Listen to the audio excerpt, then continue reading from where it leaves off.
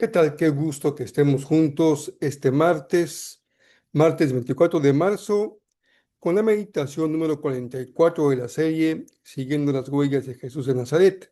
Hoy estamos en Mateo 6, verso 9 hasta el verso número 15. También tendremos el texto del Antiguo Testamento en Primera de Crónicas 29, versos 10 al 13. Jesús y la oración. Yo soy Rafael Pola, todos sean muy bienvenidos.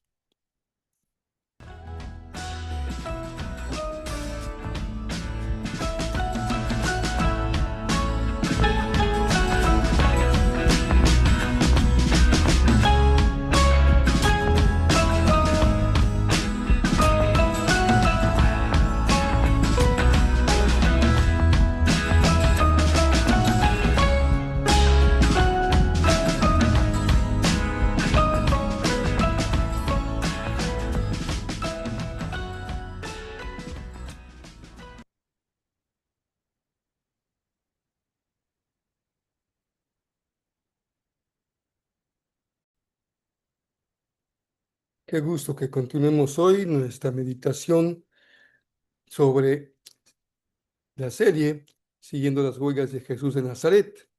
Continuamos con el muy famoso Sermón de la Montaña. Estamos en el capítulo 6 de Mateo y no había tenido oportunidad por los días que estuvimos fuera de circulación de felicitarlos y de celebrar que ya estamos en primavera. Ya el invierno quedó atrás con su clima y ahora estamos ya entrando de lleno a una nueva temporada que es la primavera, con flores, con colores, con la vida que una vez regresa el ciclo vital. Y es una gran bendición también disfrutar, que disfruten su tiempo de primavera. Bueno, hoy permítanme leerles el pasaje que tenemos para el día de hoy, del 9 al 15 de Mateo 6. Dice así: ora de la siguiente manera: Padre nuestro que estás en el cielo, que sea siempre santo tu nombre, que tu reino venga pronto, que se cumpla tu voluntad en la tierra como se cumple en el cielo. Danos hoy el alimento que necesitamos y perdónanos nuestros pecados, así como nosotros perdonamos a los que pecan contra nosotros. Eh, no permitas que cedamos ante la tentación, sino rescátanos del maligno. Si perdonas a los que pecan contra ti, tu Padre Celestial te perdonará a ti. Pero si te niegas a perdonar a los demás, tu Padre no perdonará tus pecados. Cuando ayunes, no seas evidente. Déjeme ver, creo que ya me pasó un poquito. Sí, vamos a llegar nada más hasta el verso 15, no hasta el 16. Entonces déjeme repetir, dice el 15, que es el último de hoy. Pero si te niegas a perdonar a los demás, tu Padre no perdonará tus pecados. Yo creo que uno de los temas más frecuentes en nuestra vida cristiana, tanto en la práctica como en la ausencia de la misma o en la enseñanza, es el tema de la oración. Para algunos cristianos, la oración es nuestro punto débil. Para otros cristianos, la oración es nuestro punto fuerte. Cuando yo era un pastor joven, me invitaron a un campamento en una iglesia grande. Tenían un grupo también de jóvenes numeroso y me invitaron para que yo fuera el conferencista del grupo juvenil. Y estuve acompañándoles algunos días. Era un campamento muy tradicional nuestro en el estado de Puebla. En aquellos años pertenecía a la Convención Regional del Centro, que no se llamaba así, se llamaba Asociación Bautista Central, la famosa ABC. y se celebró en Aitec. Y en la noche, el pastor titular de la iglesia tuvo a su cargo la meditación en la fogata y compartió una ilustración que aún recuerdo muy bien. Dice que la vida cristiana de algunos cristianos es como la de un pavo real. Tiene cosas visibles muy hermosas, muy bonitas, que son dignas de admiración, pero cuando uno se queda viendo hacia sus patitas, las del pavo real son horribles.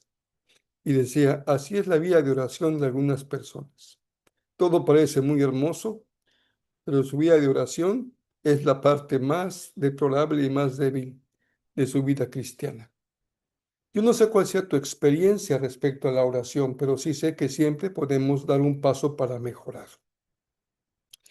En el aspecto de la vida espiritual, de la vida devocional, es uno en donde se hace totalmente cierto el hecho de que no somos un producto terminado.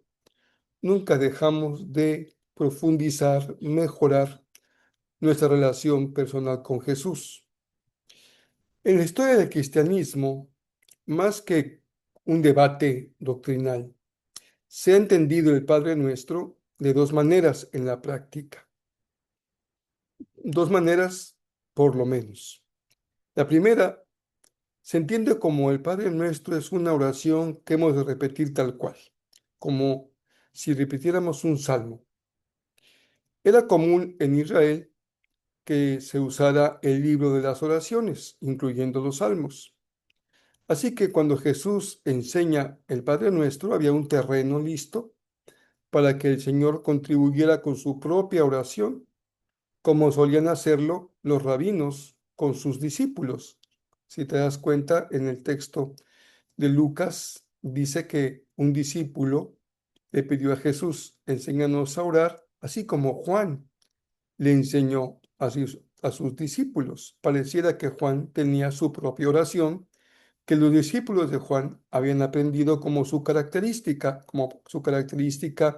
propia de su pertenencia a ese grupo. Pero hay otra forma de practicar el Padre Nuestro y es poner más atención en el contenido que en las palabras. Así, orar el Padre Nuestro es ser guiados en hablar con Dios como Padre, en exaltar su santidad y su trascendencia, en ponerse bajo su autoridad con sujeción, vivir en la dimensión del perdón y rogando por las necesidades diarias primarias, así como rogar por ser librados de la tentación. La marca distintiva de la oración de Jesús y que es muy contracultural a su tiempo es hacer esta oración en una absoluta intimidad. La oración del Padre Nuestro pone sobre la mesa una necesidad muy sentida, el alimento, pero también una necesidad muy profunda del ser humano, que es el perdón y la fortaleza para hacer frente a la tentación. ¿Quién podría decir, yo no requiero pedir ni por uno ni por el otro? Sin temor a equivocarme, creo que ninguno podríamos hacer este tipo de oración. Así que Jesús nos conduce en la intimidad a atender nuestras necesidades más superficiales, más sentidas, como también las más profundas. Orar esta oración es un primer acto de humildad, cuando depositamos en las manos del Padre la satisfacción de nuestras necesidades, de las que, no obstante, al dejarlas en manos del Padre, no nos abstenemos o quedamos ajenos, porque del pan diario del que pedimos, nos ocupamos al trabajar 6 días para descansar uno. Del perdón que pedimos, también nos comprometemos en ofrecerlo, en ofrecer la disposición a perdonar. Y de la tentación tenemos el ejemplo de Jesús, que supo cómo hacer frente al maligno con la palabra leída y comprendida de manera correcta. Aunque él sufrió la tentación desde la fuente del maligno externa, Jesús no sufrió la tentación que tú y yo sufrimos y que la Biblia dice es a causa de nuestra concupiscencia o nuestra inclinación a hacer el mal. Así que en esta enseñanza de Jesús hemos de orar siguiendo su ejemplo, pero sin darle un poder mágico a las palabras. Algo muy usual en aquel milenio como en este milenio. Darle poder a las palabras es como aquel que dice que algo se cumple por el mero hecho de que ha quedado pronunciado y decretado. Esto lo hacían los magos y las brujas, pensando que con sus conjuros, con la combinación de sus palabras y la repetición de las mismas, lograrían que éstas se convirtieran en realidad. Eso no es para nada lo que la palabra enseña acerca del poder de la oración. Fíjense qué cosa tan hermosa. Estamos justamente en el contrario. Se trata de una oración sencilla, una oración transparente e íntima, que no busca reconocimiento. En la meditación anterior, dejamos una pregunta sin responder, porque Jesús nos enseñó a no repetir y a pensar que por la repetición lograríamos algo con el Señor. Entonces, ¿se deben de hacer oraciones o no en las que repetimos las mismas palabras? Pues la respuesta es sencilla. El Padre Nuestro es una oración que repetimos tal cual. Así ha sido prácticamente desde el siglo primero de la era cristiana. También lo hacemos generalmente con el Salmo 1 o con el Salmo 23. ¿Esto está mal? Definitivamente no. Lo que está mal es pensar que por repetir una y otra vez la misma oración, como un mantra, conseguiremos algo por el poder de las palabras mismas. La instrucción sobre la oración del Padre Nuestro, tal cual, repetirla como una oración, ya es una práctica muy antigua. Se encuentra incluso registrada en un famoso documento del final del primer siglo, que aunque no está incluido en el canon del Nuevo Testamento, es un libro que hemos reconocido como muy valioso y que expresa la doctrina de los primeros cristianos. Se llama la Didache. Este libro, escrito por ahí, de la misma época del Evangelio de Mateo, dice lo siguiente: no oréis como los hipócritas. Está comentando el sermón de la montaña y la oración del Padre Nuestro, sino como el Señor lo mandó en su Evangelio. Y aquí es donde añade algo la Didache. Así oraréis 3 veces al día. Se unen dos grandes tradiciones. Lo que será una gran tradición y que apenas están haciendo con la oración del Señor y la tradición judía de orar 3 veces al día, que se mantiene la práctica de una oración sistemática ordenada mañana, tarde y noche, pero incluyendo en ese tiempo de oración la oración del Señor, la oración del Padre Nuestro. No hace ningún daño, hace mucho bien practicar mañana, tarde y noche la oración del Padre Nuestro, teniendo presente lo que veíamos hace un momento, su significado. Ya desde antiguo se veía en el Padre Nuestro un gran resumen de toda la doctrina del cristianismo. Y yo coincido, me parece que es una oración en la que se dice mucho más de lo que es solamente una forma de comunicarte con Dios. Hay una enseñanza completa de lo que creemos respecto al Señor. Ahora comparemos este pasaje vamos a enriquecerlo con Primera de Crónicas 29, versículo número 10 hasta el versículo número 13. Estamos en el último capítulo de Primera de Crónicas 29 y leeremos, como decía yo, del 10 al 13.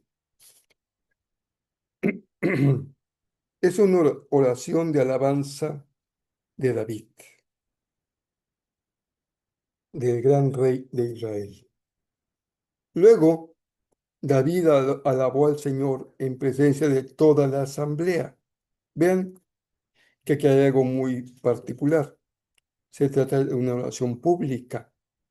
Y hablábamos ayer justamente de la oración pública y la oración privada. Luego David alabó al Señor en presencia de toda la asamblea. Oh Señor, Dios de nuestro antepasado Israel, que seas alabado por siempre y para siempre.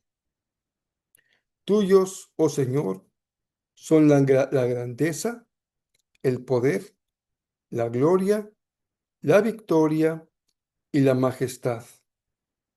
Todo lo que hay en los cielos y en la tierra es tuyo, oh Señor. Y este es tu reino.